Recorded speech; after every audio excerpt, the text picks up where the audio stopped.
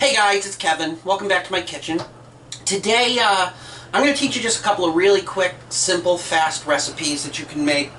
They're very healthy, very tasty, and they're all things that you can make and store in your refrigerator for a little bit of time. I think they're good because with summertime coming up, there's those nights where you just don't want to stand over a hot stove for an hour. And these are some make-ahead kind of recipes that make dinner time easier. So we're going to be working today making a slaw. Everybody knows coleslaw is that kind of runny, weird side dish that you get if you get a burger at a diner or your aunt brings some cookout that nobody touches. We're actually going to make one that's tasty. We're also going to make hummus, and I'm going to teach you how to make a basic vinaigrette. We're going to make a blueberry vinaigrette. So let's get started.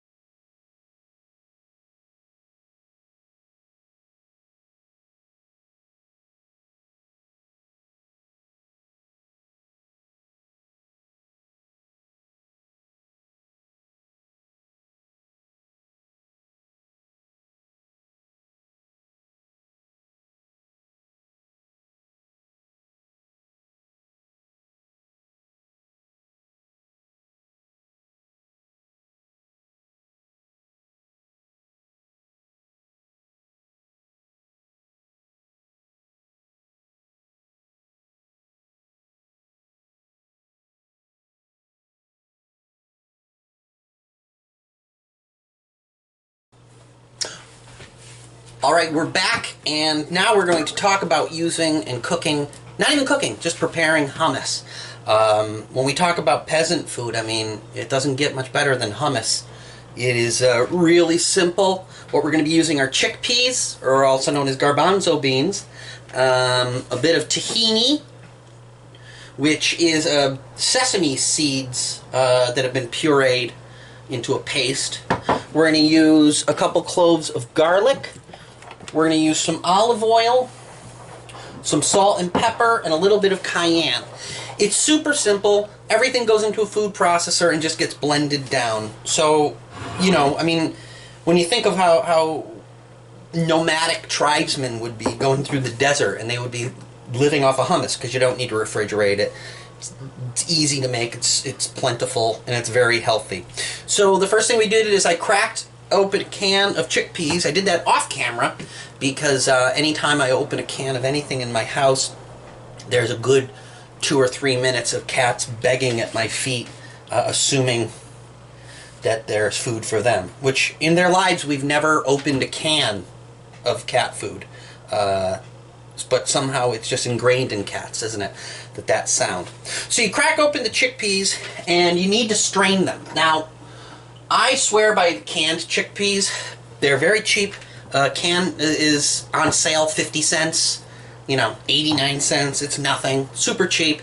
And it's convenient. If you were to use regular chickpeas just from a bag, you have to let them soak overnight for like 24 hours. So this is just to make it quick and easy. So you're going to open the can. They come in a liquid, which I'm going to drain off. I'm going to strain them in the sink and give them a quick rinse. So these are rinsed and strained.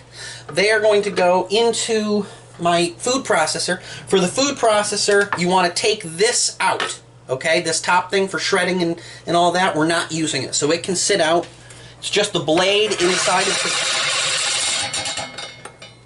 So it's just the blade inside the food processor, and we're going to put in, you know,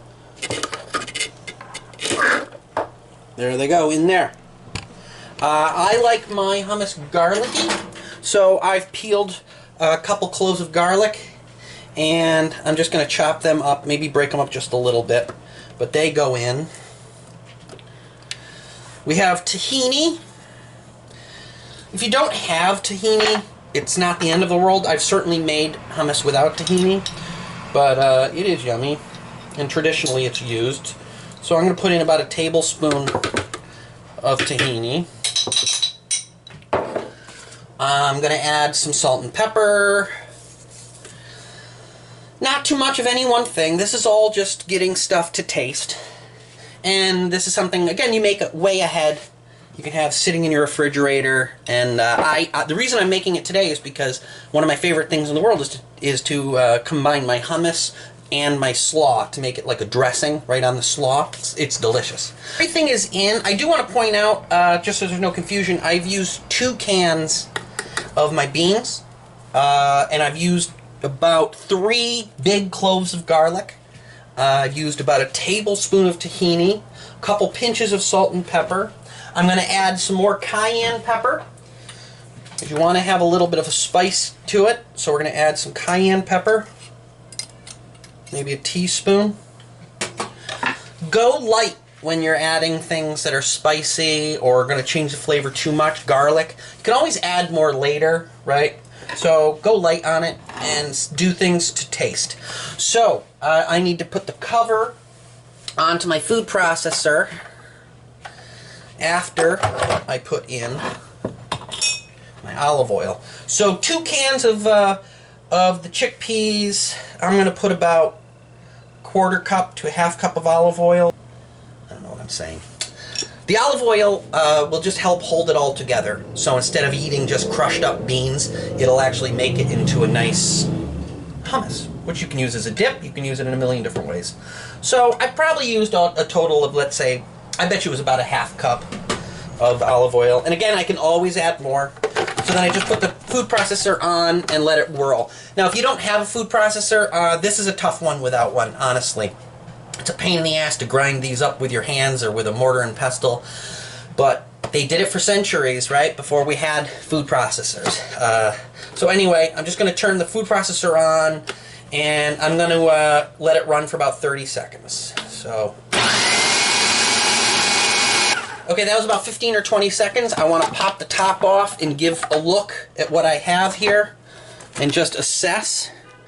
So, wow, that smells good. So you see, it's not completely blended just yet. It's not where I want it, but I can also see, let me pull some up. I don't want to show you the precedence of putting your finger into into one of these. But you can see it's still not at that hummusy stage, right? You can see they're all kind of their own. So I'm going to let it blend some more, and I'm probably going to add a little bit more olive oil. But not just yet. And the other thing that I want to do is, when I've stopped it from spinning, is just take the spatula, wipe down the sides a little bit. Be careful of that blade down there that can chew up your spatula if you're not careful. But I want to move it around, because with a food processor, you don't want, what'll happen is the stuff will settle to the bottom as it's processed lower, and the bigger pieces go up top, and you don't get an even and clean. There you go. So I'm going to throw this back on probably another 15-20 seconds and then give it another look.